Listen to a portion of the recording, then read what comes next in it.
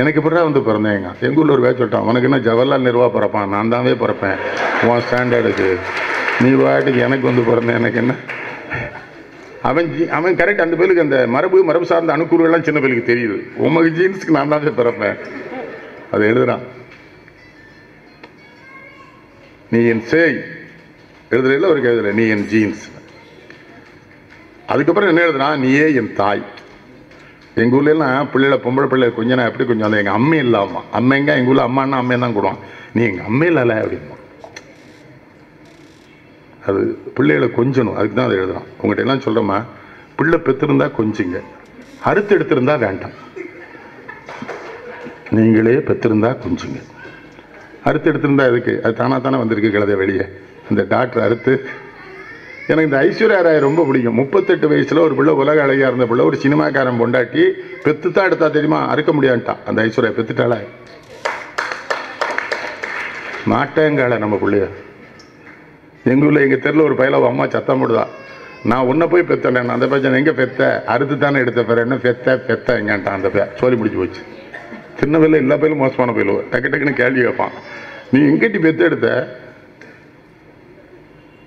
தாய்மையை குறித்து வருத்தப்படுறார். பால் கொடுக்குறாங்களா யாராவது?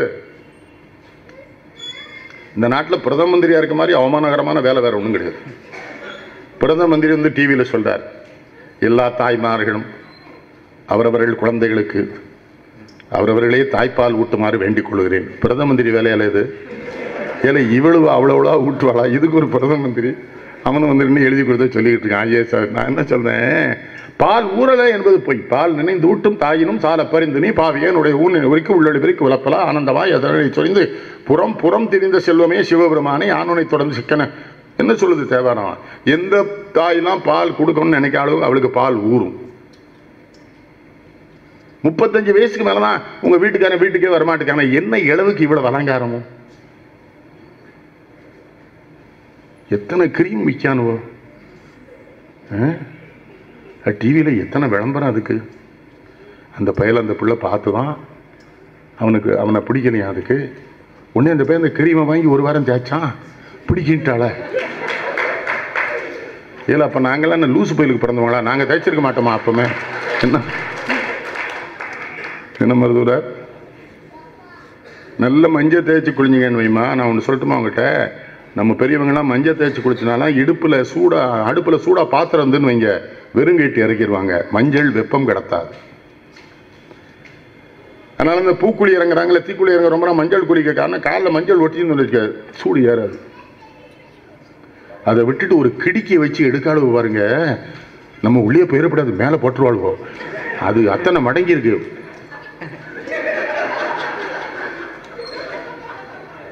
சண்டாளியலா அது ஒழுங்கா மஞ்சள் தேய்ச்சி குளிச்சா அந்த கிடிக்கிறதுக்கு அது எத்தனை மடக்கா இருக்கு பாத்தியார. நானும் அடுக்கடை பக்கம் போகவே மாட்டேன், நமக்கு இது பெரிய ஆபத்து வந்துடும் போல. அவரு சொல்றாரு, நாங்க எல்லாருமே அப்படித்தாங்க இருக்கு. நான் என்னமோ அவரை தோசை சுட்டாருன்னு சொன்ன மாதிரி, நான் ஒண்ணுமே சொல்லலை. அவரை சக்தி வேலை சொல்றேன். தலைக்கு நல்ல பச்சை பயிர் இருக்குல்ல, சிறு பயிர் நல்லா அரைச்சி பொடி பண்ணி வச்சுக்கோங்க, தேங்காய் எண்ணெய் விட்டு நல்லா தேய்ச்சி அதே மேலே தேய்ச்சி குளிங்க, ஆரோக்கியமாக இருக்கும். தலைமுடி நல்லா இருக்கும். கேட்டிங்களா, 2 தேய்ச்சி சொல்லிட்டு தேங்காய் எண்ணெய் விட்டுக்கணும். அதை விட்டுட்டு அது என்னத்தையோ தேய்ச்சிட்டு இப்படி பிடிங்க முடி இந்த பக்கம் போது அந்த பக்கம் போது. அவள் ராத்திரி கலத்தி வச்சிருவான்னு ஒருத்திக்குமே தெரிய மாட்டுக்க. கலத்தி வச்சது அவள் 10 லட்ச ரூபா வாங்குதான். அதை பார்த்துட்டு எத்தனை ஷாம்பு வைக்கான். இந்த மரப்பட்டைகள் இருக்குல்ல, நீ கிராமத்தில் இந்த மரப்பட்டைகளை எடுத்து அது சோப்பு வரும் தெரியுமா, தலை குளிப்பாங்க. நிறைய எனக்கு என்ன சங்கடம்னா, ரொம்ப இவனை பற்றி நான் இந்த பேப்பரில் எழுதி வச்சுலாம் படிக்க மாட்டேன், படித்து வாங்கி உள்வாங்கி வச்சுருந்தேன். ஏதோ இடையூறு வந்துட்டு எனக்கு வரக்கூடாது, வந்தால் எனக்கு அதுக்குள்ளே நிற்காது. ஒரு கவிதை எழுதுனா இப்போ இன்னொன்று, ஒரு கவிதையை சொல்லுவதில்லையும் ஒரு பிள்ளைகிட்டையும் தமிழ் உச்சரிப்பே இல்லையே. என்ன சொல்றாரு, திருநெல்வேலியில் ஒரு நிகழ்ச்சிக்கு போயிருந்தேன், அதில் ஒரு அம்மா கூட பாட சொல்லிட்டாங்க. அவ வாலிய செந்தமிழ் வாழ்கன்ன தமிழர் வாழ்கன்ன நான் அண்ணன் நான் நிறுத்தின்ட்டேன். கோவம் வந்துட்டு எனக்கு, பாரதியார் மாதிரி நிறுத்தின்ட்டேன். விழா நடத்தணும் செத்துட்டான். அந்த அம்மா அந்த ஊரில் ஒரு பெரிய வீட்டு பொம்பளை, ஏன்னா அவள் பெரிய வீட்டு பொம்பளைன்னு எங்கள் ஆத்தாளை கொண்டுட்டு இருக்கான், நான் எப்போ பார்க்க முடியும்? அவளை போய் உட்காரிச்சு, அவள் புருஷனுக்கு ரொம்ப சந்தோஷம், எனக்கு ஃபோன் பண்ணி சொன்னான், ரொம்ப நாளாக அவளை ஏதாவது பேசணும்னு நினைச்சேன்னாச்சு, நீங்கள் தான் சொன்னீங்க.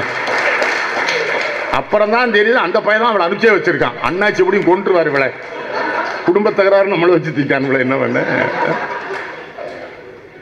ஒரு பாடலை சொல்வதற்கு பயிலணும் தான் சுமதிட்டு கூட சொன்னேன். எல்லாம் குட்டி இப்படிலாம் படிக்கணும், என்னென்ன பண்ணணும்.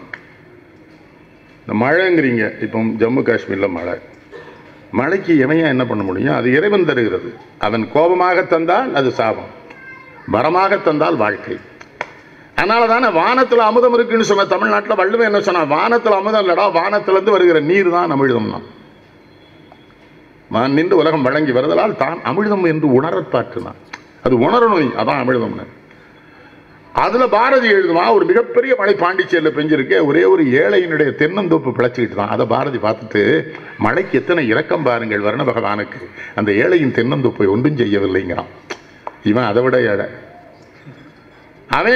அவன் ஒரு மழைப்பாட்டு பாடுவான், அது அதே மாதிரி சொல்லணும். திக்கு கிழக்கும் மண்டம் குலுங்கிடதையும் தரிகிடதையும் தரிகிடையும் பக்க மலைகள் உடையுது வெள்ளம் பாயுது பாயுது பாயுது தக்கத்தான், அப்படி சொல்லணும். அது எங்கள் ஊரில் ஒருத்தன் சொல்லுவான், திக்கு கிழக்கு அண்டம் குலுங்கிட தீம்தறியிட தீம்தறியிட. நான் சொன்னேன், இவனை கொலை பண்ணிட்டு நான் ஜெயிலுக்கு போயிடுறேன், இவன் இனிமேல் இருக்கவே கூடாது. நீங்கள் தமிழை காப்பாற்று நீங்கள் சொல்ல, முதல்ல இவன்கிட்டேருந்து தமிழை காப்பாற்றுங்க, போகிற நம்ம தமிழை வளர்ப்போம்.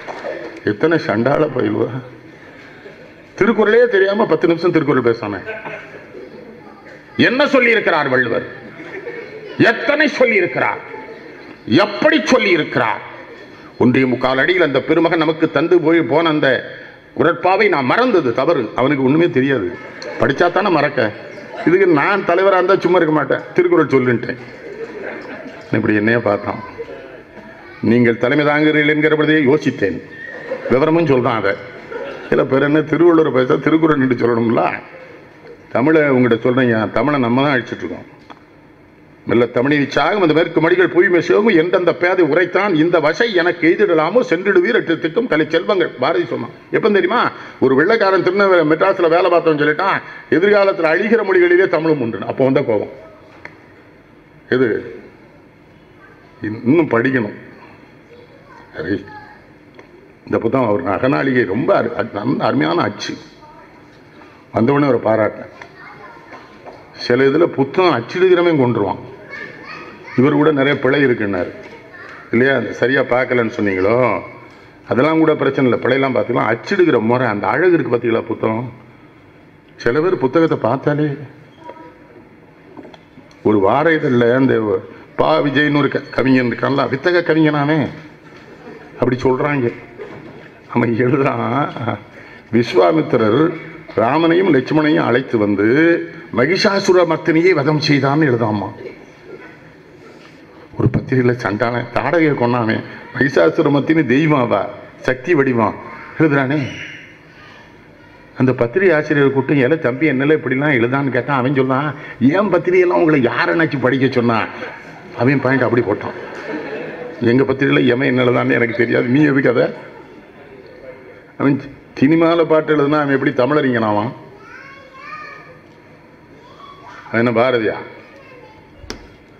உங்களுடைய பிறந்து உயர்ந்தோர் தொலைவிலங்கி வீங்கொலின் ஞான திருவுலகத்தமாக ஒரு மின்னேர் தனியாளி வெங்கதொன்று யானையது தன்னேருதா தமிழ் என்று சங்க இலக்கியத்தில் பாடினான். தமிழ் என்று தென்தமிழ் இயம்பி இசை கொண்டான்னா யாரு, கம்பன். நாளும் இன்னிசையால் தமிழ் பரப்பும் ஞான சம்பந்தன் என்று தமிழ் சொல்லிட்டு, சலமோடு பூசனையும் தமிழ் பாடலும் மறந்தறியன்னு நாவுக்கரசரு எனதுரை தனதுரையாக என்ன திருமூலர் சொன்னான். அத்தனை பேர் வளர்த்த தமிழ் அல்லவா இது. அவன் இந்த மொழிகளிலே தமிழ் மொழி போல் இனிதாவது எங்கும் காணணும். அமரகவி பாரதி பாடினான், அவனுக்கு 8 மொழி தெரியும். 8 மொழி தெரியும் இல்லை, கற்றுத்துறை போனவன் 8 மொழியும் அவனால் எழுத முடியும், பேச முடியும். இப்போ இங்கிலீஷில் லீவ் லெட்டர் எழுத சொன்னா, I am suffering from my sister's marriage, so please grant leave for 3 days. அப்போ தான் அந்த வாத்தியார் கேட்டான், அண்ணாஜி தப்பா எழுதி, சரியாக தானே எழுதியிருக்கான். அப்போ தங்கச்சி கல்யாணத்துக்கு இவன் தானே செலவழிக்கும், அதனால ஐ எம் சஃபரிங்னு சொல்லலாம், நீ இப்படி வச்சுக்கன்னு அண்ணாச்சி எல்லாத்துக்கும் விளக்கம் சொல்லி ஏமாத்திடுவார். நான் பிறகு என்ன பண்ணால் அவன் அப்படி தான் எழுதுறான். அவனுக்கு ஐ எம் சஃபரிங் தான் லீவ் லெட்டர் சொல்லி கொடுத்துருக்காரு வாத்தியார். எதுக்கு எடுத்தாலும் I am suffering from my sister's மேரேஜ்னு. நான் சொன்ன முட்டாப்பையில் நீ என்ன எழுதிக்கிறேமா, I am suffering from my marriage ஆரம்பிச்சு தான் ஒரு சிஸ்டரை சேர்க்கணும்டா. முட்டாப்பையில் உன் மேரேஜ் ஆனால் முதல் சங்கடம். இன்னொன்று கொஞ்சம் ரொம்ப உணர்ச்சி வசப்பட்டவனாக இருக்கான், அது கொஞ்சம் இவனை மாற்றணும்.